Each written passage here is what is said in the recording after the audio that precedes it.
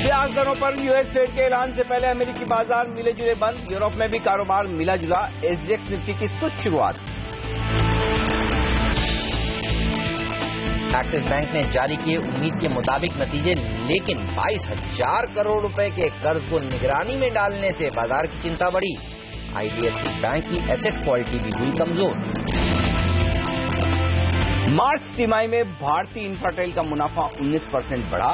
Board ने 450 रुपए के भाव पर मंजूर किया 2,000 करोड़ रुपए तक का बायबैक।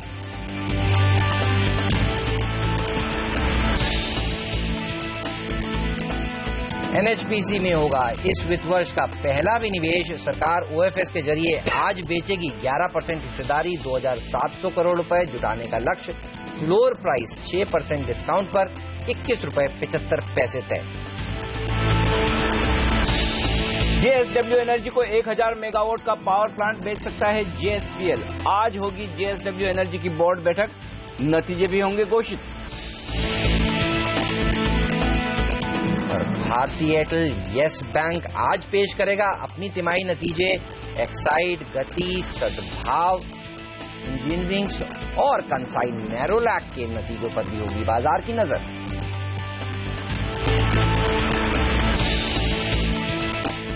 बेहद शानदार रहा कल का ट्रेडिंग सेशन।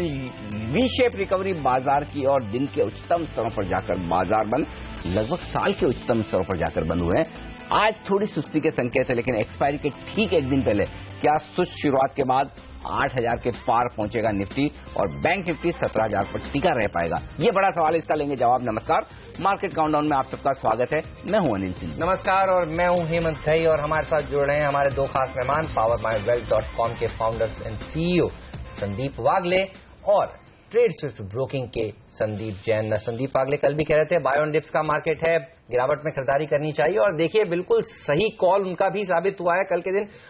उनसे बात करेंगे आगे, लेकिन अनिल आप देखिए बाजार ने कल सबको सरप्राइज किया पॉजिटिव साइड पर, ये अच्छी बात है। और 12:30 बजे के बाद जैसे ही यूरोपीय बाजार खुले, बुल्स फॉर्म में आए, शॉर्ट कवरिंग देखने को मिली। 2016 के हाई से मात्र 1 अंक ही दूर है और 2016 का हाई कहना चाहिए। ये बताइए आज का सेशन कैसा रह सकता है? बाजार वेट करेगा जेनेट येलेन के स्टेटमेंट जो आज देर रात आने वाले हैं, या उससे पहले एक और तेजी का दिन देखने को मिलेगा? देखिए, कल एक बात सही है हेमंत की, बड़ी सरप्राइज रैली हुई, क्योंकि मैं भी ये सोच रहा था कि शायद 7,950 के ऊपर न जाएं, या 7,978 जो पिछला हाई हमने बनाया था वहां पर जाकर रुके हैं, तो लगभग उन लेवल तक पहुंचे हैं। लेकिन ये बड़े अहम लेवल है जहां पर बाजार आ चुका है। अहम लेवल इस लिहाज से क्योंकि 8,000 निफ्टी पर और 17,000 बैंक निफ्टी पर बेहद अहम है, जो मैं वायदा कारोबार के डेटा डिस्कस करते हुए आपको बताऊंगा। लेकिन फिलहाल ये बात सही है कि बड़ी इवेंट है आज रात आपके सामने। हालांकि उस इवेंट से कोई नेगेटिव संकेत आपको मिलेंगे इसकी संभावना तो नहीं के बराबर है, कम है, लेकिन उसके बावजूद बाजार इंतजार तो करेगा कि जेनेट येलेन किस तरह की कमेंट्री आगे के लिए देती है। उससे पहले थोड़ी सुस्ती के साथ कारोबार हो सकता है फर्स्ट हाफ में। इतना तेज दौड़े तो थोड़ा रुकेंगे और सांस लेंगे। यहां पर अगर फर्स्ट हाफ में थोड़ा सुस्ती के साथ कारोबार हो, थोड़ा अगर बाजार नीचे आते दिखे, तो फिर खरीदारी के मौके ढूंढने चाहिए। 7,950 ये आज इंट्राडे ट्रेडर्स के लिए निर्णायक लेवल है। जब तक आप 7,950 के ऊपर बने घबराने की जरूरत नहीं, 7,950 के नीचे भी घबराने की जरूरत नहीं, लेकिन ये मानकर चलें कि थोड़ी बिकवाली का प्रेशर फिर बढ़ सकता है। तब आपको 7,900 के आसपास खरीदारी करनी चाहिए, या वहां पर स्टॉप लॉस लगाकर खरीदारी करनी चाहिए। ऊपरी स्तरों पर आपको छोटे छोटे 3 लेवल दे रहा हूं मैं, 7,975, 8,000 और 8,050। इन 3 लेवल्स पर थोड़ी थोड़ी प्रॉफिट बुकिंग करनी चाहिए। और 3 लेवल्स देने के पीछे वजह यह है कि एक्सपायरी सामने है, तो बाजार हर लेवल पर थोड़ा थोड़ा अटक सकता है कल की तेजी के बाद। अब बैंक निफ्टी में आज मैंने बेहतरीन और बहुत ही इंटरेस्टिंग रणनीति बनाई है एक्सिस बैंक के नतीजों को और कमेंट्री को ध्यान में रखते हुए। 17,000 का लेवल बहुत अहम है, उस लिहाज से 17,200 का एक स्टॉप लॉस लगाकर Contra call, aggressive call bank Nifty पर शॉर्ट साइड पर लिया जा सकता है। लेकिन बहुत छोटे मुनाफे के लिए 16,850, 16,750 पर आप अपनी बैंक निफ्टी की शॉर्ट पोजीशन को जरूर काट लें। अगर गैप डाउन ओपनिंग हो जाए बैंक निफ्टी में तो फिर शॉर्ट ना करें, 16,750 के आसपास खरीदें, 16,600 आपका स्टॉप लॉस बनेगा, 17,000 का लक्ष्य फिर से बैंक निफ्टी पर आता हुआ दिख सकता है। और अगर ये सब ना कर सकते हैं तो एक काम करें, और वो बहुत आसान है सबके लिए, मिड कैप और स्मॉल कैप शेयरों में भरपूर एक्शन तेजी का होगा। और वो भी हम आगे बताने वाले हैं, तो उसमें आपको खरीदारी करनी चाहिए।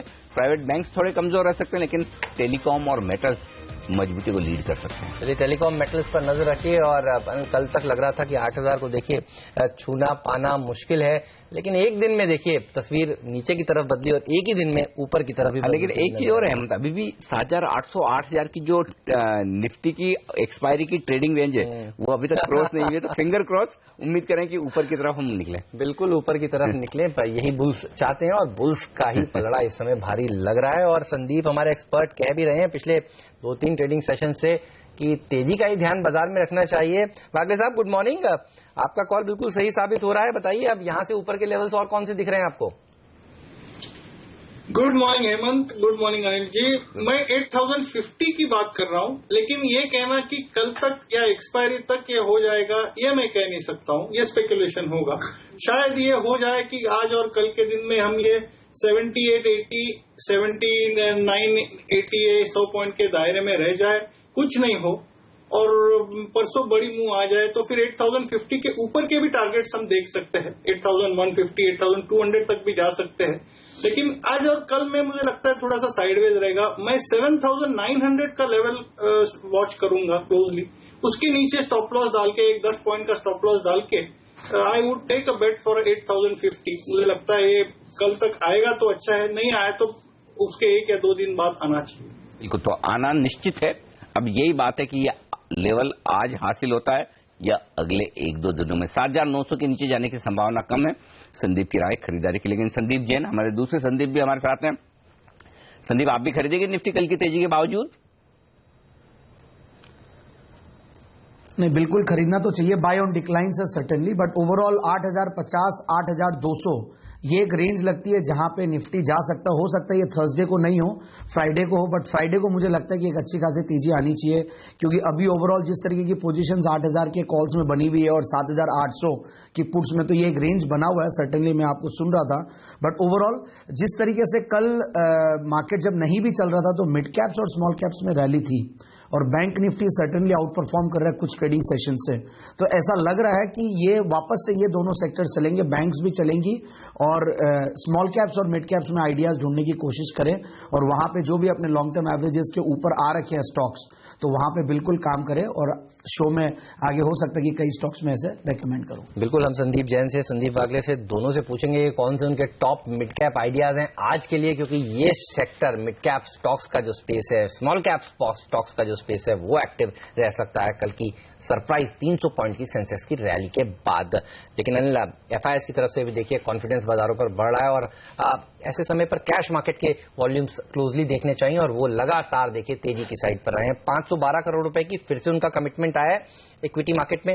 हालांकि डीआईआईज ने खरीदारी करी है, ये अच्छी बात है, बिकवाली का फिगर नहीं है। 21 करोड़ की खरीदारी सही, लेकिन खरीदारी का फिगर हाथ खींच रहे हैं खरीदारी बिकवाली से, ये एक अच्छा संकेत है। एक्चुअली भले आंकड़ा छोटा है लेकिन इसके मायने ज्यादा है, और खासतौर से इसलिए क्योंकि हमारे दर्शक ऐसे हैं जो मिड कैप स्मॉल कैप शेयरों में, कैश मार्केट के स्टॉक्स में ट्रेड करना पसंद ज्यादा करते हैं। वहां पर आपको परसेंटेज मूव 5-10% आसानी से जल्दी मिल जाते हैं, तो उनके लिए ये आंकड़ा अहमियत रखता है। आप सिर्फ 21 करोड़ को मत देखिए, ये देखिए कि डोमेस्टिक फंड्स 8,000 के लेवल पर भी बेचना नहीं चाहते हैं। इससे बढ़िया बात क्या हो सकती है? और जब बाजार का मूड सेंटीमेंट पॉजिटिव हो, डोमेस्टिक फंड्स की कैश मार्केट में बिकवाली ना हो, एफआईज खरीद रहे हैं, तो आपके लिए निफ्टी के बाहर ज्यादा मौके हैं, दिग्गजों के बाहर ज्यादा मौके। और दिग्गजों में वैसे भी देखिए रिजल्ट्स के दम पर बड़ा उछाल या गिरावट आती है, तो बेहतर ये आप कैश मार्केट के स्टॉक्स पर फोकस करें, पहली बात।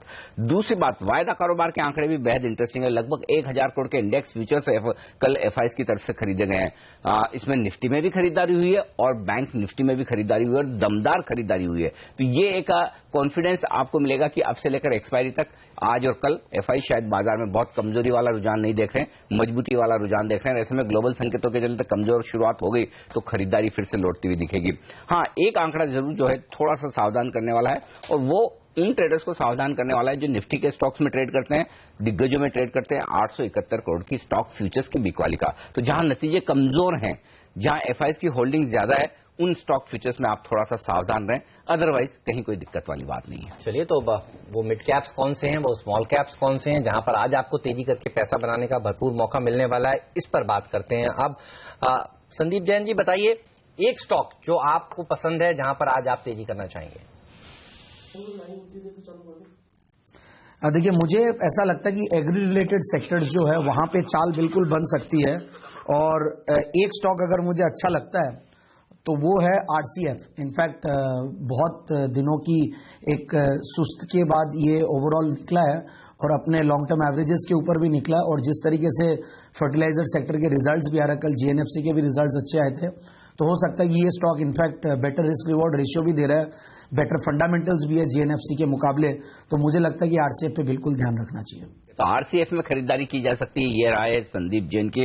लेकिन वागले साहब, आपकी लिस्ट में भी मैं देख रहा हूँ ज्यादातर बाय कॉल्स है और कोटक बैंक को सबसे ऊपर चुना है आपने, बताएं। अनिल जी, बिल्कुल कोटक बैंक में कल क्लियर ब्रेकआउट आया है और मुझे लगता है कि अगले कुछ दिनों में अच्छी खासी मूव आनी चाहिए। मैं इसको बाय रिकमेंड करूंगा। स्टॉप लॉस 693, टारगेट 732, जो कि 1 या 2 दिन का ट्रेडिंग टारगेट है। शायद ये मूव थोड़ा एक्सटेंड होकर 780, 785 तक अगले कुछ दिनों में जा सकता है। तो कोटक महिंद्रा बैंक पर नजर रखिए, यहां पर तेजी देखने को मिल सकती है। और आरसीएफ, इस पर नजर रखिए। संदीप जैन का टॉप पिक है ये। और भी कौन से टॉप पिक्स हैं, इस पर भी बात करेंगे। दोनों ही एक्सपर्ट से आगे, लेकिन एफएनओ से क्या संकेत मिल रहा है ये बताइए। एक्सपायरी कहाँ होगी, सब ये जानना चाहते हैं। हालांकि अभी भी एक दिन पहले भी एक्सपायरी में 8000 के ऊपर के लेवल अभी भी दिख नहीं रहे। अब सरप्राइज आ सकता है जैसा कल आया, इसलिए ये कहना, अगर ये कल की मूव नहीं होती ना तो मैं बड़े आसानी से बोल देता कि 8000 के नीचे एक्सपायरी होगी। लेकिन अब कल की मूव के बाद, और कल वो मैं इसलिए बोल रहा हूँ, देखिए कल के सेशन में 38 लाख शेयर निफ्टी में नए जुड़े हैं। इतना बड़ा एडिशन हुआ है। एफआईएस की इंडेक्स फ्यूचर्स में खरीदारी आई है। बैंक निफ्टी में लगभग 1,90,000 शेयर जुड़े हैं। इसका मतलब साफ है कि दमदार तेजी की पोजीशन कल बनाई है बड़े इन्वेस्टर्स ने। उस लिहाज से सरप्राइज आना तय है और वो शायद पॉजिटिव साइड पर हो। एक बड़ा मूव आ सकता है थोड़े कंसोलिडेशन के बाद, ये जो शायद पहले हाफ में आपको दिखे और सेकंड हाफ में कोई एक बड़ा मूव आता हुआ दिखे। अब जिस भी तरफ आएगा, एक बात पक्की है, निफ्टी में 1 से 1.5% का मूव अब से लेकर एक्सपायरी तक, यानी कि लगभग आप 100 अंकों की एक मूव यहां से आसानी से देख सकते हैं निफ्टी में। तो या तो आपको 7,900, 7,875 दिखेगा या 8,050 दिखेगा। इन दो में से एक लेवल तो मुझे लगता है आज कल में दिखना चाहिए। है भी। आप देखिए एक्सिस बैंक के जो खराब नंबर्स आए हैं, मतलब जो उन्होंने वॉच लिस्ट जारी करी है, उसके बाद आज बैंक निफ्टी किस तरह से प्रदर्शन दिखाता है और कल आईसीआईसीआई बैंक दोपहर में नंबर्स किस तरह से पेश करता है, और सुबह सुबह जो एफओएमसी की बैठक का आउटकम निकल कर आएगा और बैंक ऑफ जापान का आउटकम निकल कर आएगा। तो आप सही कह रहे हैं, कल टफ कॉल है और कल का दिन बहुत ही ज्यादा एक्शन भरा रह सकता है। अच्छा, जो आपने बैंक निफ्टी की बात की और जो मैं लगातार कह रहा हूँ आज, मतलब हालांकि कोई रीजन आपको अदरवाइज नहीं दिखेगा कि आप बैंक निफ्टी पर शॉर्ट कॉल दें, लेकिन बैंक निफ्टी पर शॉर्ट कॉल देने के 2 रीजन है जो मैंने आज दिया। पहला तो ये कि एक्सिस बैंक एक बार तो गिरेगा, बिल्कुल अच्छा खासा गिरेगा। दूसरी बात यह हेमंत कि 17,000 के लेवल पर बैंक निफ्टी में हाईएस्ट ओपन इंटरेस्ट है कॉल्स में, और वो है लगभग 6 लाख शेयरों का। तो इसका मतलब एक, भले ही हमने कल 17,000 पर क्लोजिंग दी है, लेकिन अब इसके ऊपर टिकना बैंक निफ्टी के लिए थोड़ा मुश्किल है। या यूं कहें कि कल जिन कमजोर ट्रेडर्स ने बैंक निफ्टी में तेजी की पोजीशन बनाई है, एक बार उनकी पोजीशन हल्की होना जरूरी है। ठीक उसी तरह से जैसे निफ्टी में 38 लाख शेयरों की पोजीशन बनी है, उसमें जो कमजोर ट्रेडर्स है उनकी पोजीशन आज सुबह हल्की होना जरूरी है। उसके बाद बाजार फिर से रफ्तार पकड़ेगा। 7,950 को मैंने निर्णायक लेवल पर इसलिए चुना है क्योंकि कल देखिए आप 7,950 के पुट में 15 लाख शेयर जुड़े हैं और कॉल्स में 8 लाख शेयर कम हुए हैं। इसका मतलब यह है कि तेजी करने वाले ट्रेडर्स ये मान रहे हैं कि हमें 7,950 को होल्ड करके रखना है, और मंदी करने वाले ट्रेडर्स ये मान रहे हैं कि 7,950 के नीचे जाने की संभावना कम है, और इसलिए ये लेवल चुना गया है। एक और आंकड़ा जो जनरली हम एक्सपायरी के दिनों में नहीं देखते हैं लेकिन देखना जरूरी है, सावधानी के संकेत दे रहा है, वो है पुट कॉल रेशियो 1.13, कई सीरीज का हाईएस्ट लेवल पर है। अब ये कह सकते हैं कि कल जिस तरह से पुट में ओपन इंटरेस्ट बढ़ा है, कॉल्स में घटा है, ये एक्सपायरी के पहले के छोटे प्रीमियम के साथ पोजीशन बनाने वाले संकेत है, लेकिन फिर भी थोड़ी सावधानी के संकेत यहां से आते हुए दिख रहे हैं। जिस तरह से पुट कॉल रेशियो बढ़ा है तो 8,000 के आसपास पार करने में थोड़ा पसीना आएगा, अनलेस कि आपको यूरोप बहुत मजबूती से खुलता हुआ दिखे। 8,000 के पार जाने में थोड़ी सी मुश्किल आएगी, लेकिन फिर भी एक चीज बहुत साफ है, एक्सपायरी के पहले आपको 100-150 पॉइंट के मूव के लिए तैयार रहना है। ज्यादा संभावना यह दिख रही कि ये मूव ऊपर की तरफ आए, लेकिन बेहद एक्शन वाला वक्त है, और अगर कमजोर शुरुआत हो खासतौर से बैंक निफ्टी में, तो नीचे के स्तरों पर खरीदारी का एक अच्छा मौका बनेगा। 16,700-800 के आसपास जहां आपको ठीक लगे वहां बैंक निफ्टी में एक खरीदारी का मौका देख सकते हैं। बिल्कुल, और आज सबसे ज्यादा नजर बैंक निफ्टी पर ही सबकी रहने वाली है। देखना होगा कि जो वॉच लिस्ट एक्सिस बैंक ने जारी करी है उस वॉच लिस्ट में से कितने अकाउंट्स दूसरे बैंकों के पास भी हैं और वो शेयर किस तरह से आज रिएक्ट करते हैं। लेकिन हमारे बाकी के एक्सपर्ट्स की क्या राय निकल कर आ रही है, वो कैसे देखते हैं आज निफ्टी को, और क्या वो देख रहे हैं 8,000 के ऊपर जा सकता है निफ्टी? जी हाँ, आप देखिए विवेक गुप्ता की राय, वो कह रहे हैं 8,020 का टारगेट है, तेजी करनी चाहिए, 7,895 का एक स्टॉप लॉस भी जरूर रखें। अनुज दीक्षित भी तेजी के मूड में है। यूनियन एडवाइजरी के 7,920 उनका स्टॉप लॉस है, 8,030 लक्ष्य। तो दूसरे एक्सपर्ट जो 8,000 के ऊपर की बात कर रहे हैं, पुनीत किन्रा बोनांजा पोर्टफोलियो के, ये भी कह रहे हैं कि 8,020 8,040 तक जा सकता है। तो तीसरे एक्सपर्ट जो 8,000 से ऊपर के लेवल्स देख रहे हैं। मानस जायसवाल भी पीछे नहीं है, 8,050 के लक्ष्य के लिए खरीदारी करना चाहते हैं, स्टॉप लॉस सेम है 7,900। मनोज सचदेव की राय भी देख लेते हैं, और ये भी कह रहे हैं कि 8,050 तक जा सकता है, जो आपका टारगेट था आज के लिए। और आप देखिए 7,940 का एक स्टॉप लॉस रखना चाहिए। तो पांचों के पांचों एक्सपर्ट बुलिश भी और 8,040 8,050 की बात कर रहे हैं। बहुत कम वक्त ऐसा होता है जब आपको क्लैरिटी मिलती है, एकदम साफ राय दिख रही है। देखिए 5 के 5 तेजी में, लेवल्स पांचों के सेम है, 7,900 7,925 की रेंज में बड़ा सपोर्ट है। ऊपर की तरफ 8,025 8,050 तक बाजार जाने की कोशिश कर सकता है। इस 125 पॉइंट की रेंज को ट्रेड करने के लिए तैयार हो जाइए। लेकिन ये तो हमने तैयारी की आपके लिए निफ्टी की, लेकिन निफ्टी के बाहर भी तो कई मौके हैं कमाई के। कौन से हैं वो टॉप 5 स्टॉक्स जो देंगे आज आपको भरपूर मुनाफा बताएंगे इस ब्रेक के बाद।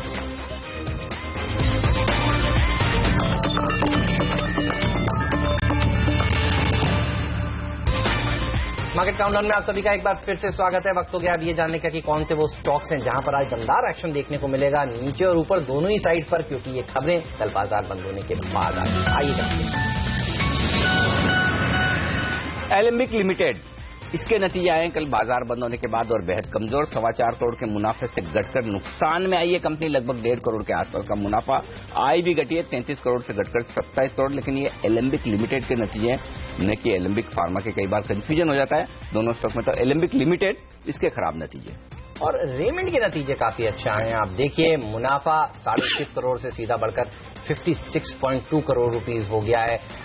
टोटल इनकम देखिए करीब करीब 8% का इजाफा यहां पर देखने को मिला है। और अगर आप एबिटा मार्जिन देखिए तो डबल डिजिट में पहुंच गए, 6.5% से ये सीधा बढ़कर 10.3% हो गए। स्वराज इंजन, इसके लिए भी चौथी तिमाही अच्छी रही है, लगातार ग्रोथ आती हुई दिख रही है। और यहां पर मुनाफे में आप देखें तो 41% की ग्रोथ है, लगभग 12.25 करोड़ रुपए के आसपास मुनाफा पहुंचा है। आय लगभग 9% बढ़ी है, 114 करोड़ के आसपास आय का आंकड़ा।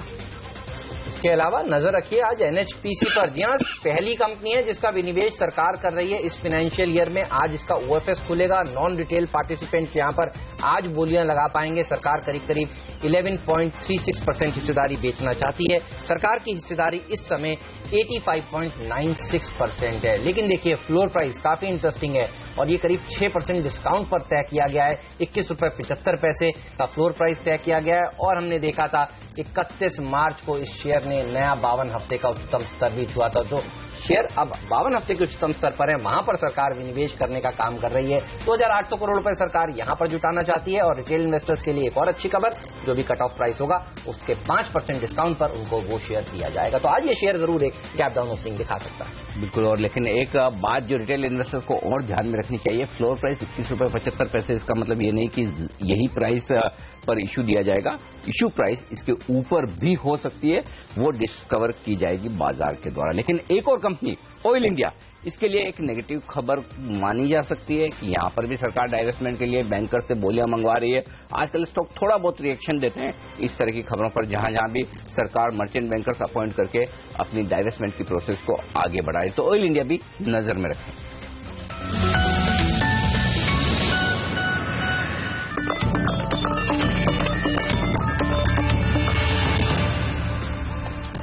मार्केट काउंटडाउन में आप सबका एक बार फिर से स्वागत है। और कल बाजार बंद होने के बाद कई कंपनियां हैं जिनके नतीजे पेश हुए हैं और दिग्गज एक्सिस बैंक के नतीजे पेश हुए। आईडीएफसी बैंक जो हाल ही में बैंक बना उसके नंबर्स भी आए। भारतीय इंफ्राटेल ने नतीजों के साथ साथ बायबैक का भी ऐलान किया। इस सब पर बात करने के लिए हमारे साथ डिम्पी कालरा और पूजा त्रिपाठी जुड़ चुके हैं। आप दोनों का ही स्वागत है। पूजा, लेकिन सबसे पहले बताइए, एक्सिस बैंक काफी चर्चा में रहा ये कल से आज तक, शेयर क्या कह रहे हैं ब्रोकरेज हाउसेज और कैसे रहे नंबर्स? एक्सिस बैंक के अगर नंबर्स देखें तो ग्रॉस एनपीए के आंकड़ों में सुधार जरूर दिख रहा है, लेकिन अगर डिटेल्स में जाएं तो काफी कंसर्न जताया है मैनेजमेंट ने, गाइडेंस काफी चिंताजनक दी है। जो इस बार कंपनी की जो ग्रॉस एनपीए में कमी आई है वो इस वजह से आई कि कंपनी ने एआरसीज को करीब 350 करोड़ का लोन बेचा है। और अगर पूरे साल भर की बात करें तो पिछले क्वार्टर भी कुछ लोन एआरसीज को बेचे थे, सितंबर क्वार्टर में भी काफी सारे लोन एआरसीज को बेचे, जिसकी वजह से हम देख रहे हैं कि एसेट क्वालिटी के आंकड़ों में सुधार देखने को मिल रहा है। लेकिन स्लिपेजेस के आंकड़ों की बात करें तो FY16 में करीब 7300 करोड़ के फ्रेश स्लिपेजेस देखने को मिल चुके हैं। इसके अलावा जो मैनेजमेंट की तरफ से कमेंट्री आई है उसमें उनका ये भी कहना है कि करीब 22,600 करोड़ के जो लोन है वो वॉच लिस्ट पर हैं। अगले 8 क्वार्टर में इस लोन पर काफी खास नजर रहेगी, क्योंकि ये लोन बैड लोन्स में भी जा सकते हैं। और एक और चिंता वाली बात ये बताइए कि कॉर्पोरेट लोन बुक में का जो हिस्सा है वो करीब 45% है, जिसमें कि करीब 60% का लोन बैड लोन में शिफ्ट हो सकता है। तो ये कुछ बातें सामने निकल कर आई हैं और मैनेजमेंट का कहना है कि आगे कुछ कंसर्न देखने को मिल सकते हैं आने वाले क्वार्टर में। इसके अलावा नतीजों पर मैनेजमेंट का क्या कहना है, आइए सुनते हैं। Retail has been the fastest growing segment for us for the last 4 to 5 years. We expect retail to be driving our loan growth even in the coming year. But as you've seen this year, corporate has also had a decent year in terms of loan growth, and we hope that corporate would also grow at a decent pace in the coming year. तो संदीप जैन, आपने सुना management को और सारी चिंताएं जो बताई पूजा ने कि किस तरह से एसेट क्वालिटी को लेकर चिंताएं, आगे आने वाली तिमाहियों में थोड़ा मामला मुश्किल भरा हो सकता है। कितना गिरेगा एक्सिस बैंक आज? नहीं, देखिए सर्टेनली रनअप भी बहुत दे चुका, और इनफैक्ट जिस रनअप के बाद एक सर्टेनली एक रेजिस्टेंस मुझे भी लग रहा था कि आएगा, और रिजल्ट्स में जो उन्होंने चिंता जताई है और आगे ये लिस्ट देखना जरूरी है जो वॉच लिस्ट आएगी। और ओवरऑल देखा जाए तो रिटेल बैंकिंग में भी ये बहुत ज्यादा बैंक ये एग्रेसिव थी पिछले कुछ 1-1.5 सालों में, और जो एग्रेशन देखा गया उसका शायद ये कहीं ना कहीं हो सकता है कि नतीजा, और प्लस होलसेल बैंकिंग में और जो भी कॉर्पोरेट्स में ओवरऑल ये जो प्रॉब्लम है तो वहां पे सर्टेनली प्रॉब्लम्स है। तो मेरे हिसाब से इस बैंक को नया निवेश के लिए तो मैं राय वैसे भी नहीं दे रहा था, और मेरे हिसाब से जहां पे भी ये फॉल आता है तो नीचे आए तो एग्जिट भी करने की राय नहीं, क्योंकि आज एक रिएक्शन मेयर देगा। बट ओवरऑल बैंक्स में और बैंक निफ्टी में मुझे लगता है कि आज कोई छोटा मोटा करेक्शन आ जाए तो आ जाए, बट ओवरऑल तेजी लगती है, आउट परफॉर्म करेगा निफ्टी को। तो बिल्कुल बने रहें। और येस बैंक, इंडसइंड बैंक, ये बैंक्स बेटर लगती है। कोटक महिंद्रा बैंक जो वागले जी ने भी कहा, और इवन आईसीआईसीआई बैंक के कल नतीजे आते हैं उसके बाद समझते हैं कैसा है। बाकी एसबीआई लुक्स गुड। ओके, चलिए तो इस स्टॉक पर देखना होगा किस तरह का आज एक्शन देखने को मिलता है। लेकिन जो ब्रोकरेज हाउसेस की रिपोर्ट्स हैं वो काफी मिक्स्ड सी आ रही हैं। आप देखिए एक्सिस बैंक पे Bank of America Merrill Lynch एक तरफ जहां कह रहा है कि वो अपना ईपीएस को घटा रहा है, लेकिन बाय की रेटिंग देखिए सबकी बरकरार है, और कुछ कुछ ब्रोकरेज हाउसेज ने तो टारगेट्स बढ़ा दिए हैं। गोल्डमैन सैक्स देखिए 523 से बढ़ाकर 548 कर रहा है। तो आज कैसे रीड करेंगे, गैप डाउन के बाद क्या खरीदारी करनी चाहिए? बहुत इंटरेस्टिंग रहेगा एक्सिस बैंक का मूव। 2 रीजन। पहली बात तो कि रिटेल सेगमेंट में जो जबरदस्त ग्रोथ आई है उससे कारोबार की मजबूती नजर आती है, लेकिन जो ये 22,000 करोड़ के एसेट्स के बारे में जो मैनेजमेंट ये कहीं किसी को पता नहीं था, तो इसके दम पर एक बार गिरेगा। 5-6% से ज्यादा गिरे मुझे आश्चर्य नहीं होगा। अब ये देखना है कि हेमंत रिकवर कितनी लेवल से होता है, कि 5-6% गिरकर रुक जाता है या थोड़ा और गिरता है, लेकिन नतीजे ऑपरेशनली देखें मजबूत है। एसेट क्वालिटी को बाजार कितनी तवज्जो देता है, ये आज एक्सिस बैंक के लिए एसिड टेस्ट होगा। सीएलएसए ने देखिए 520 से अपना टारगेट बढ़ाकर 575 रुपए कर दिया है, और वो भी खरीदारी करने की राय दे रहे हैं। तो आज एक स्टॉक टू वॉच सबसे बढ़ाकर रहने वाला है तो एक्सिस बैंक रहने वाला है। लेकिन आईडीएफसी बैंक ने तो साफ तौर पर कमजोर नतीजे पेश किए हैं। भारतीय इन्फ्राटेल के नतीजे और बायबैक की डिटेल्स पर बात करेंगे। पूजा और डिम्पी हमारे साथ बने हुए हैं। एक छोटा सा ब्रेक लेने का वक्त है।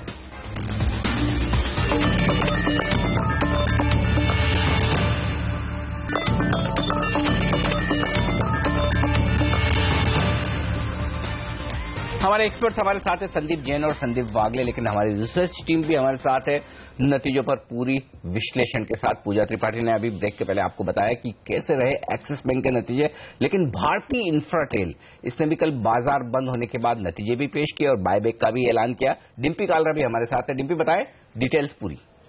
बिल्कुल अनिल, अगर आप देखें तो रिजल्ट को दो हिस्सों में देखना चाहिए। पहले इसके रिजल्ट भी अपने आप में शानदार है और जो बायबैक एक्सपेक्टेड था कि 400 के ऊपर का रेट आ सकता है वो ठीक वैसे ही आया। करीब 450 रुपए पे कंपनी बायबैक कर रही है और करीब 2000 करोड़ रुपया खर्च करने वाली है इस बायबैक पे। तो मार्केट आज इसको ज्यादा रिस्पेक्ट देगा एज कम्पेयर टू अगर आप रिजल्ट देखें।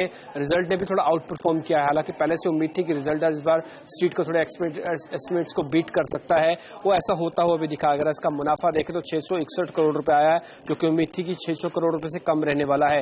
अगर आप इसका रेवेन्यू देखें, जो कि उम्मीद थी कि 3100 के आंकड़े को भी टच नहीं करेगा, लेकिन 3161 करोड़ वहां पे भी आ गया है। तो रेवेन्यू टर्म्स में और प्रॉफिटेबिलिटी टर्म्स में दोनों ही यहाँ पे अच्छे आंकड़े आते हुए दिखे। लेकिन इंटरेस्टिंग बात 450 रुपए की प्राइस है जिसपे बायबैक कंपनी ने बनाया है। एक इंपॉर्टेंट चीज ये है कि करीब जिनका पहले डिविडेंड अनाउंस करती थी वो 11 रुपए से घटाकर उन्होंने 3 रुपए कर दिया, लेकिन फिर भी टोटल कैश एडजस्टमेंट होगी बैलेंस शीट में इस बायबैक की वजह से और इस डिविडेंड की वजह से वो करीब 2600 करोड़ रुपए के आसपास की बनती है। तो लेकिन नो डाउट रिजल्ट और बायबैक की वजह से आज अच्छा रिएक्शन आपको देता हुआ दिखेगा भारतीय इन्फ्राटेल।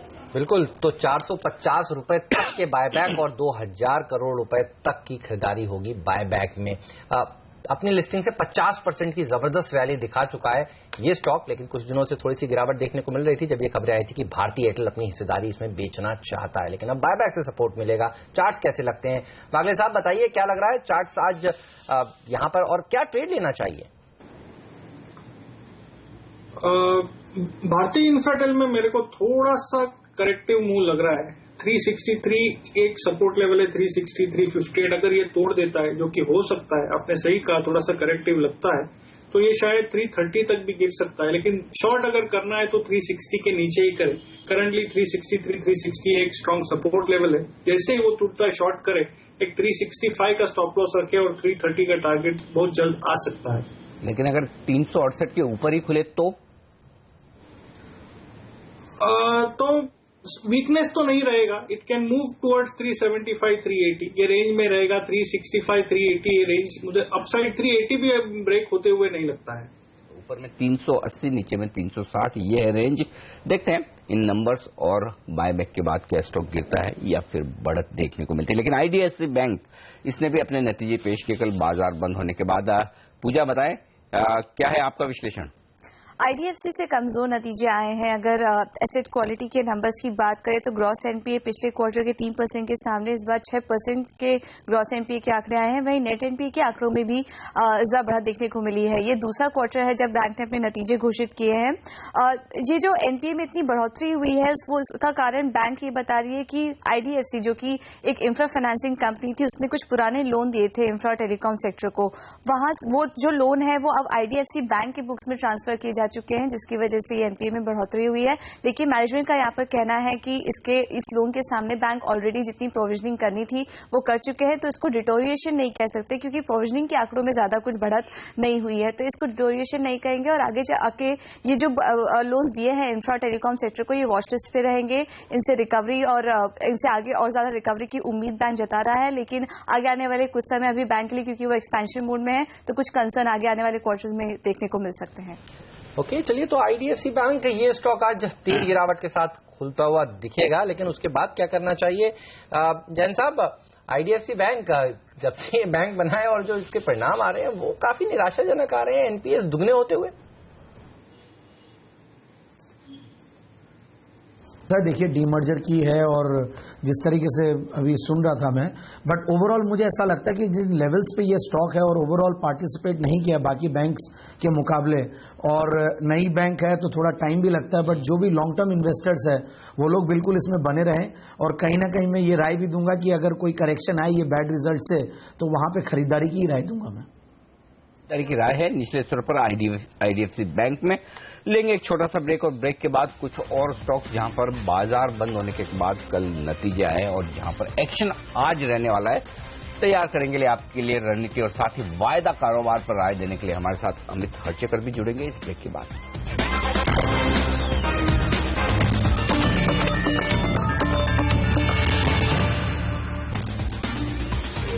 स्वागत है आप सभी का सीएनबीसी आवाज पर। हम चर्चा कर रहे हैं उन शेयरों की जहां पर आज खुलने के साथ, मार्केट खुलने के साथ एक्शन देखने को मिल सकता है, और हमारे साथ इसमें मदद कर रहे हैं संदीप वागले साहब और संदीप जैन जी। और अब वायदा बाजार की रणनीति लेकर हाजिर हो गए हैं अमित हर्चेकर भी। अमित, स्वागत है आपका भी सीएनबीसी आवाज पर। ये बताइए, क्या लग रहा है आपको, एक्सपायरी किन लेवल्स पर कल होती हुई दिखेगी? देखिए, हमें ये लग रहा है कि मार्केट्स में अभी भी जो लॉन्ग पोजीशंस है काफ़ी इंटैक्ट है एंड एफआईएस की भी जो नेट क्यूमुलेटिव पोजीशंस है वो तेजी की तरफ ही बढ़ रही है। कल अगर हम नेट ओपन इंटरेस्ट की बात करें तो अराउंड 3000 करोड़ का open interest net Nifty futures में ऐड हुआ है पोस्ट रोल ओवर, और इसमें से अगर हम रिकैलकुलेट करें तो अराउंड 95 करोड़ वर्थ तो निफ्टी में एफआईएस की नेट फ्यूचर्स में बाइंग हुई है। तो हमें यही लग रहा है कि मार्केट में अभी भी काफी अपसाइड है, अराउंड 8080 टू 8100 एक्सपायरी के पहले भी आ सकता है। ओके, एक्सपायरी के पहले 8000 के पार निकलने की संभावनाएं दिख रही है वायदा कारोबार के आंकड़ों के मुताबिक भी, ये कह रहे हैं अमित हरचकर। लेकिन देख लेते हैं कौन से है वो बेहतरीन स्टॉक्स जहां पर आपके लिए अब भी मौके हैं खरीदारी करने के लिए। संदीप वागले साहब ने सबसे पहले हमें बताया कोटक महिंद्रा बैंक, लेकिन उनकी लिस्ट में मैं देख रहा हूं एक और बाय कॉल है, वो है अजंता फार्मा। बताइए सर। ये एक स्टॉक है जिसमें कल फ्रेश ब्रेकआउट दिखा है, प्राइस और वॉल्यूम्स ब्रेकआउट है जिसने सिग्निफिकेंट रेजिस्टेंस लेवल्स को ब्रेक किया है। तो ये मिड कैप में मैं समझता हूँ ये स्टॉक आउट परफॉर्म करेगा। मैं इसको स्टॉप लॉस 1516 रख के 1598 के टारगेट के लिए ट्रेड करूंगा, जो अगले 1 या 2 ट्रेडिंग सेशन में आ सकता है, और थोड़ा लंबा अरसा रखे तो 1650 1660 भी जा सकता है। और एक कॉल है मेरा सेल इन यूपीएल, जो अगर मार्केट करेक्ट होता है तो यूनाइटेड फॉस्फोरस हमको वीक ये बेचने की अपॉर्चुनिटी देगा। इसमें स्टॉप लॉस 520 का रखे और टारगेट 489 रहेगा। ओके, तो यूपीएल में बिकवाली की राय, और संदीप वागले जी कह रहे हैं कि अजंता फार्मा, कोटक बैंक में खरीदारी की राय। ये है इनकी टॉप 3 पिक्स। लेकिन संदीप की पिक हमने आपको बताई, शुरुआत उन्होंने करी आरसीएफ से। इस शेयर में तेजी देखने को मिल सकती है आज के दिन, ये उनका मानना है। इसके अलावा मैं आपकी लिस्ट में देख रहा हूं आप हाउसिंग फाइनेंस कंपनियों पर बुलिश हैं, और अशोक लेलैंड भी आपको पसंद है, बताइए इनके बारे में। या बिल्कुल, हाउसिंग फाइनेंस कंपनीज में मैंने ग्रुप फाइनेंस रेकमेंड किया है और दीवान हाउसिंग फाइनेंस, और जिस तरीके से मैंने अशोक लेलैंड भी है वो भी लगता है कि अच्छा खासा चल सकता है। ऑटो सेक्टर में काफी स्ट्रांग लगता है ये बेट। और जैन इरिगेशन जो एग्री रिलेटेड सेक्टर्स है उसमें मैंने आरसीएफ के अलावा अब जैन इरिगेशन भी अच्छा लगता है। चंबल फर्टिलाइजर इनफैक्ट बहुत अच्छा चला है। फिर एक महिंद्रा लाइफ स्पेसेस जो कल रिजल्ट्स आए थे और उसके बाद एक अच्छा स्पाइक भी दिया, फिर थोड़ा करेक्शन दिया है और लगता है कि अच्छा कंसोलिडेट भी हो गया है, डाउनसाइड रिस्क नहीं है।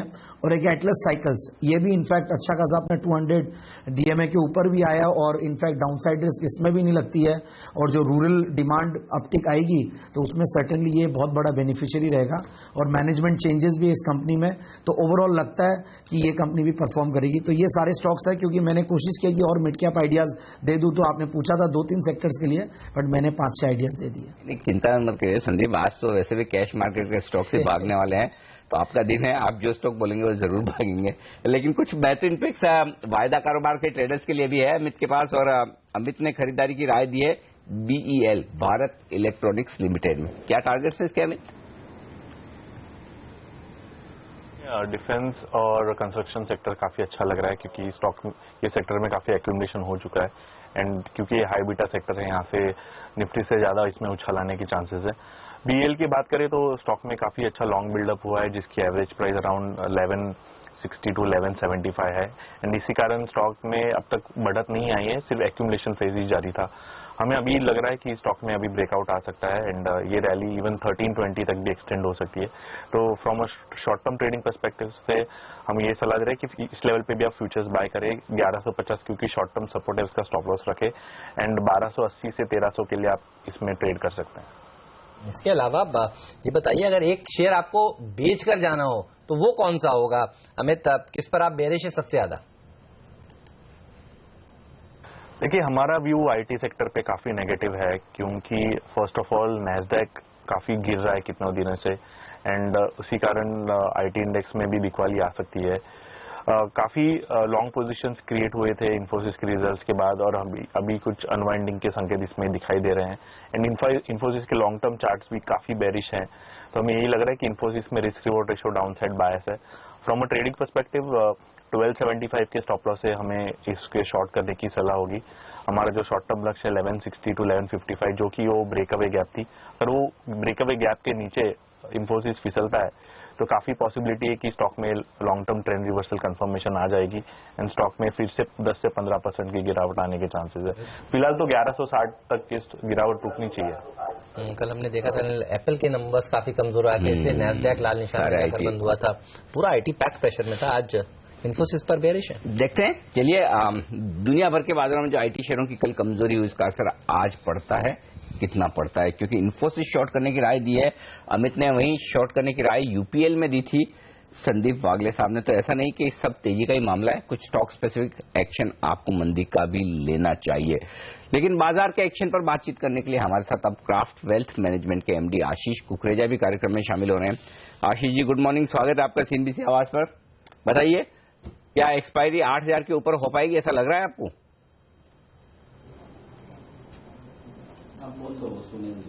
लगता है आशीष जी तक आवाज नहीं पहुंची, थोड़ी देर में हम उनसे संपर्क करने की कोशिश करेंगे। तब तक एक और जो पिक है वायदा कारोबार के ट्रेडर्स के लिए अमित हर्चेकर की तरफ से, वो है एनसीसी, जिसे आप पहले नागार्जुना कंस्ट्रक्शन कंपनी के नाम से जानते थे। वायदा कारोबार का ये स्टॉक, यहां पर खरीदारी करने की राय है, बताइए अमित जी।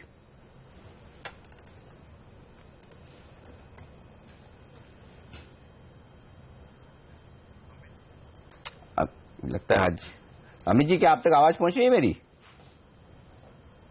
अभी पहुंच रही है। देखिए एनसीसी में भी कल हमने एक ब्रेकआउट देखा है 76 के लेवल के पार एंड अगर ओपन इंटरेस्ट की भी बात करें तो थोड़ी लॉन्ग एडिशंस भी दिखाई दे रही है पोस्ट रोल ओवर्स। तो हमें यही लग रहा है कि स्टॉक में अभी भी पोटेंशियल है कि ये रैली 84 to 85 जाके थमे। आपका जो स्टॉप लॉस होगा लॉन्ग पोजीशंस के लिए वो 75 होगा, क्योंकि उसके नीचे ये ब्रेकआउट नेगेट हो जाएगा। तो इस लॉन्ग बायस से खेले 75 का टाइट स्टॉप लॉस लगे क्लोजिंग बेसिस पे। चलिए, तो ये तमाम ऐसे स्टॉक्स हैं जहां पर आपकी नजर आज जरूर होनी चाहिए। एनसीसी, बीईएल तेजी की साइड पर ध्यान रखिए, अमित हर्चेकर की पिक, और अगर आपको मंदी करनी है तो इन्फोसिस में मंदी कर सकते हैं। और संदीप वागले कह रहे हैं कि अजंता फार्मा, कोटक महिंद्रा बैंक में तेजी करिए, मंदी करनी है तो यूनाइटेड फॉस्फोरस उनको पसंद है। संदीप जैन कह रहे हैं RCF, Chambal, Atlas, Ashok Leyland, DHFL, group finance, काफी सारी पिक्स उन्होंने दी हैं, यहां पर आप तेजी का ध्यान आज रख सकते हैं। लेकिन अब एक और एक्सपर्ट को जोड़ते हैं, आशीष कुकरेजा जी हमारे साथ जुड़ चुके हैं। कुकरेजा साहब, स्वागत है आपका सीएनबीसी आवाज पर। बताइए मार्केट पर क्या व्यू बन रहा है और आपकी टॉप पिक्स आज के लिए क्या होंगी?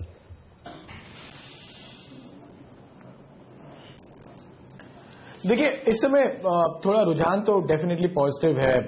जैसे हम मार्केट में बोलते हैं कि छोड़ नहीं रहा है बाजार, एकदम से स्ट्रेंथ जरूर है बाजार में, लेकिन उसका कारण ये भी है कि to give you little perspective Hemant here कि पिछले जो फॉल में अच्छे बड़े बड़े पोर्टफोलियोज ने 25-30% के ड्रॉप डाउन देखे थे और बहुत जल्दी से वो पैसा अभी बाजार में आया नहीं है। इस करके जो मार्केट है वो उतना ज्यादा, अगर हम अपना पिछली बार जब हम 8000 के स्तर पे थे और जिस तरीके से हैवी था मार्केट, डेफिनेटली आप भी एग्री करेंगे कि उतना हैवी नहीं है। इस करके मार्केट स्ट्रेंथ बनाए हुए है, but I think in levels पे थोड़ा सा अब वैल्यूएशन वाइज एक्सपेंसिव हो चला है। तो ये जो बाजार में अभी ऐसा एक अटकलें लग रही हैं कि ये मूव 8300 8400 तक जा सकता है, मुझे ऐसा नहीं लगता है। मुझे लगता है कि 8050 का जो स्तर है वो बहुत क्रिटिकल है, वो सभी उसके बारे में बात कर रहे हैं। 1-2% की रैली वहां से एक्सटेंड जरूर हो सकती है, but I think you have to be very very careful at these levels. I think FOMC meet के बारे में आपने बहुत अभी डिस्कशन किया रहेगा, लेकिन कंसिडरिंग कि वहां से क्लैरिटी आनी बहुत जरूरी है। अगर बहुत कंफ्यूजिंग स्टेटमेंट आई तो market as a reason to immediately 2-3% की करेक्शन दिखाने जैसा। एक्सिस बैंक के रिजल्ट से काफी अब आपको समझ में आएगा कि मार्केट में अब ये जो मार्च तक लग रहा था कि एसेट क्वालिटी को लेकर क्लैरिटी आएगी, अब वो लग रहा है कि और 3-4 महीने आगे जा रही है। So market is in little dicey situation. बड़े इंटरेस्टिंग लेवल पर है और एक तरफा तेजी या मंदी का कॉल लेना थोड़ा सा मुश्किल है। ये रहा है इस वक्त आशीष की। किरण जाधव हमारे साथ प्रिसीजन टेक्निकल्स के, प्रिसीजन इन्वेस्टमेंट सर्विसेज के सीएमडी जुड़ चुके हैं। किरण, रेमंड्स, इस स्टॉक के चार्ट्स देखकर बताइए क्या मौका बनता है खरीदारी करने का, क्योंकि कल बाजार बंद होने के बाद जो नतीजे आए हैं वो तो बड़े दमदार दिख रहे हैं। मुनाफा 21 करोड़ से बढ़कर 56 करोड़ हुआ है। ऑपरेटिंग लेवल पर प्रॉफिट 92 करोड़ से 156 करोड़ पर आए हैं। मार्जिन्स इंप्रूव हैं 6.5 से 10.5% के आसपास। तो ऑपरेशनल परफॉर्मेंस काफी तिमाहियों के बाद रेमंड्स की अच्छी आती दिखी है। खरीदना चाहिए क्या? अगर खरीदना ही है तो 415 420 एक बहुत बड़ा इंपॉर्टेंट रेजिस्टेंस जोन है। ये अगर क्रॉस करता है तो मैं बिल्कुल खरीदी की राय बनाता रहूंगा, क्योंकि हमने देखा है करीबन फरवरी महीने से ये लेवल है जो कि रेजिस्टेंस के तौर पे खरी उतरी है। इसके ऊपर अगर क्लोजिंग मिलती है तो मेरा मानना है कि ये 460 तक जाने की इसकी क्षमता बढ़ जाती है। तो 415 420 का क्रॉस करते बाय करना चाहिए 415 का स्टॉप लॉस के साथ, और 450 के टारगेट्स एक्सपेक्ट कर सकते हैं। ओके, चलिए तो ये रहा रेमिंट पर। आज इस शेयर में अच्छी तेजी देखने को मिल सकती है अच्छे नतीजों के दम पर। वक्त है संदीप वागले जी से विदा लेने का। शुक्रिया सर आपका। दिन के दौरान आपसे फिर से जुड़ेंगे और जानेंगे उस समय आपका बाजार का क्या व्यू बन रहा होगा। लेकिन लेंगे एक छोटा सा ब्रेक। सब जानना चाहते हैं कि ब्रोकरेज हाउसेज की क्या राय निकल कर आ रही है उन स्टॉक्स पर, खास तौर पर जहां पर बाजार बंद होने के बाद नतीजे आए, और नियति हमारे साथ जुड़ेंगी ब्रेक के उस पार, जो आपको ये सब विस्तार से बताएंगे। आप देखते रहिए इसी आवाज।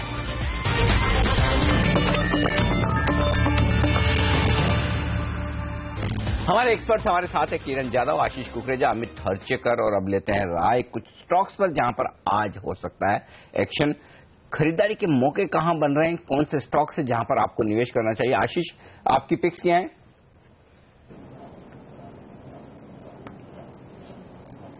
देखिए, इस तरह के सिनेरियो में अब आपको वापस से वैल्यूएशन को ढूंढना बहुत जरूरी है। तो कुछ स्टॉक्स जिस पे हमारा व्यू इस समय पॉजिटिव है वो है HDFC। जिस तरीके से अब वैल्यूएशंस काफी अट्रैक्टिव हो गए हैं, और मॉर्टगेज बिजनेस में ऑलमोस्ट किसी एक मिड कैप स्टॉक के जैसे वैल्यूएशंस हैं अगर आप ठीक से बुक वैल्यूज को समझने जाएं। और हमें लगता है कि अंडर परफॉर्मेंस अब खिंच गई है काफी टाइम से, और ये स्टॉक आपको पॉजिटिव सरप्राइज कर सकता है। जैसे अभी हम लोग बात कर रहे थे कि अगर निफ्टी को यहां से 8150 8200 जाना है तो HDFC जैसे बैंक्स का जिनका अच्छा वेटेज है पार्टिसिपेट करना बहुत जरूरी होगा। सो वो एक हमें यहाँ इन लेवल्स पे अच्छा लगता है। छोटे स्टॉक्स कुछ जो हमें इन लेवल्स पे अच्छे लगते हैं, मार्केट के मुंह में विनिति ऑर्गेनिक्स जो स्पेशलाइज्ड केमिकल में है, इन्वेस्टमेंट्स कर रही है और हमें लगता है कि आगे वॉल्यूम ग्रोथ बहुत अच्छी रह सकती है। सीमेंट सेक्टर होल्ड किए हुए है, हमारा उस पर काफी पॉजिटिव व्यू है। संघी इंडस्ट्री जैसे स्टॉक और ACC इन लेवल्स पे भी हमें लगता है कि डाउनसाइड कम है, और मार्केट में अगर पॉजिटिव मोमेंटम रहा तो सीमेंट सेक्टर की पार्टिसिपेशन अच्छी रह सकती है। हाल फिलहाल की लिस्टिंग जो इक्विटास रही वो भी हमें लगता है कि वैल्यूएशन वाइज काफी अट्रैक्टिव है। Even in spite of the good listing, अगर आपका 3 से 6 महीने का व्यू हो तो 130 से 135 के स्तर पे स्टॉक को एक्यूमुलेट किया जा सकता है। एक्साइड इंडस्ट्री जिसके आज रिजल्ट्स भी हैं, आई थिंक मार्जिन्स सरप्राइज कर सकते हैं, और ये भी आई थिंक वैल्यूएशन वाइज काफी अट्रैक्टिव हो चला है। मुझे लगता है इस क्वार्टर में एक पॉजिटिव सरप्राइज आ सकता है। चलिए, तो इस क्वार्टर में पॉजिटिव सरप्राइज आ सकता है। एक्साइड पर नजर रखिए, कल भी अच्छी तेजी स्टॉक में देखने को मिल रही थी, इसके नतीजे आने वाले हैं। आज देखना होगा कितनी और ये मजबूती बढ़ती है। लेकिन कुछ और ऐसे स्टॉक्स हैं जिन्होंने कल बाजार बंद होने के बाद अच्छे नतीजे पेश किए हैं, और राय उन्हीं पर किरण आपसे लेना चाहता हूं। बायोकॉन और सिंजिन दोनों ने अच्छे नंबर्स पेश किए, कल बाजार बंद होने के बाद ये नंबर्स आए हैं। ये बताइए दोनों में से आपको एक स्टॉक कौन सा पसंद है, और दोनों के चार्ट देखकर बताइए इंपॉर्टेंट लेवल्स कौन से हैं आज के लिए। हेमंत जी, दोनों ही स्टॉक्स हमारे रडार पे है और दोनों ही पॉजिटिव रुझान दिखाई दे रहे हैं। बायोकॉन सबसे अच्छा दिखाई दे रहा है करंट लेवल्स पे, जहां पे उसने एक बहुत इंपॉर्टेंट रेजिस्टेंस था वो क्रॉस कर दिया है। वो रेजिस्टेंस करीबन 555 का था। पिछले 3-4 दिनों से उसने क्रॉस करके उसके ऊपर सस्टेन कर रहा है, अच्छे वॉल्यूम के साथ कर रहा है। तो मेरा मानना है कि मोमेंटम जारी रहेगा इस स्टॉक में। छोटे से करेक्शंस दिखाई देगा बीच बीच में, पर मेरा बुलिश व्यू ही रहेगा। जो कि अगर लॉन्ग पोजीशंस है तो स्टॉप लॉस रखना चाहिए करीबन 545 का, और लॉन्ग पोजीशंस बने रखने चाहिए, और इजीली हम 580 585 के 1-2 दिन में दिखने को मिल जाएंगे। और लॉन्ग टर्म में ये मेरे ख्याल से बहुत बड़े पीरियड के बाद, यानी 2 साल के बाद ये स्टॉक ऊपर चल रहा है अच्छे कंसोलिडेशन के बाद। तो इधर से लॉन्ग टर्म टारगेट यानी अगले 6 महीने का टारगेट करीबन 800 रुपए के ऊपर दिख रहा है। तो एक बहुत बढ़िया कंपनी है। सिंजिन की बात करें तो सिंजिन में भी ऐसे ही रुझान दिखाई दे रहा है। जो अच्छे करेक्शंस के साथ ये स्टॉक ऊपर चल रहा है, और नेक्स्ट रेजिस्टेंस के तौर के करीबन 400 रुपए के लेवल है जहां पे आपके रिव्यू ले लेना चाहिए।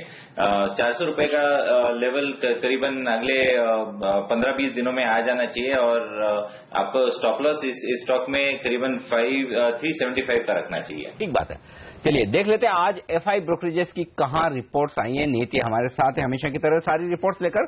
नीति, पहले तो बताएं मारुति और एक्सिस बैंक इन 2 दिग्गजों पर क्या कहने हैं फॉरेन ब्रोकरेज हाउस। बड़े अपग्रेड्स आए हैं आज मारुति जिस तरह से उन्होंने नंबर पेश किए हैं, CLSA मेंटेन कर रहा है अपना आउट परफॉर्म की रेटिंग, टारगेट प्राइस 4150 का दिया है, मौजूदा भाव से आपको 7% का अपसाइड दिखता है। हालांकि ये मान के चल रहे हैं कि कुछ एक कॉस्ट प्रेशर्स आगे चल के देखने को मिल सकते हैं और PV इंडस्ट्री यानी पैसेंजर व्हीकल की जो ग्रोथ है वो थोड़ी सी मंदी रह सकती है। मार्जिन्स पर भी FY17 में दबाव रहेगा क्योंकि येन का एप्रिसिएशन और स्टील के प्राइसेस जो कि ज्यादा है उनका दबाव देखने को मिल सकता है। मगर फिलहाल इस बार का क्वार्टर अच्छा था, इसलिए निवेश करने की सलाह दे रहे हैं।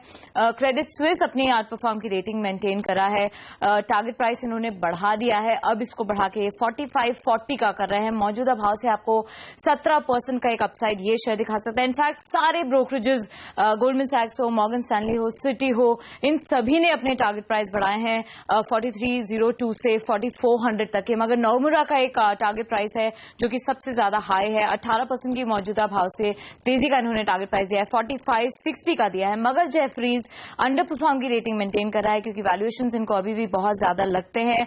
आगे स्लोअर ग्रोथ का इनको अनुमान है और टारगेट प्राइस 3311 का दिया है, 15% का डाउनसाइड का एक लक्ष्य दे रहे हैं। मगर एक्सिस बैंक जिस तरह से खराब नतीजे पेश किए हैं, एसेट क्वालिटी खराब हुई है, उसके बाद ब्रोकरेजेस मगर पॉजिटिव हैं। क्योंकि एनपीए की जो क्लीनिंग है, बुक्स की क्लीनिंग है, ये सभी ब्रोकरेजेस को पसंद आ रहा है। रिटेल फ्रेंचाइजी काफी ज्यादा स्ट्रांग है। CLSA आपको निवेश करने की सलाह दे रहा है। टारगेट प्राइस 520 का था जिसे अब बढ़ा के 575 का कर रहे हैं। मौजूदा भाव से 20% अपसाइड का पोटेंशियल देख रहे हैं। स्टॉक में गोल्डमैन सैक्स भी निवेश करने की सलाह दे रहा है। टारगेट प्राइस 523 का था जिसे अब ये बढ़ा करके 548 का कर रहे हैं। हालांकि क्योंकि प्रोविजनिंग का आंकड़ा थोड़ा ज्यादा था इसलिए थोड़ा एडजस्ट करें EPS अनुमान को। FY17-18 के 5 से और 6% इन्होंने घटा दिया है। JP मॉर्गन ओवरवेट है, टारगेट प्राइस 15% मौजूदा भाव से तेजी का दे रहा है, 550 तक के लक्ष्य आपको ये दिखा सकते हैं। डॉइचे बैंक कह रहा है कि जो डिस्क्लोजर दिए हैं इन्होंने अपने स्ट्रेसेस के, वो इनकी एक्सपेक्टेशंस के बिल्कुल इन लाइन है। ऑपरेशनली Q4 काफी ज्यादा स्ट्रांग था, इसलिए निवेश करने की सलाह दे रहे हैं। 540 तक का लक्ष्य डॉइचे बैंक भी देख रहा है एक्सिस बैंक पर। ओके अनिल, आप देखिए मारुति पर नमूरा जो जापान की ब्रोकरेज हाउस है वो सबसे ज्यादा बुलिश नजर आ रही है, 4560 के लक्ष्य वो दे रही है आज। तो लगता है उन्हें कि शायद येन कमजोर हो और उसका फायदा मारुति को मिले। देखना होगा, वहां की सरकार तो कोशिश पूरी करेगी। कोशिश होगी हमारी पूरा एक्शन बाजार का आपके लिए लाने की। इस छोटे से ब्रेक के बाद पहला सुनाएंगे।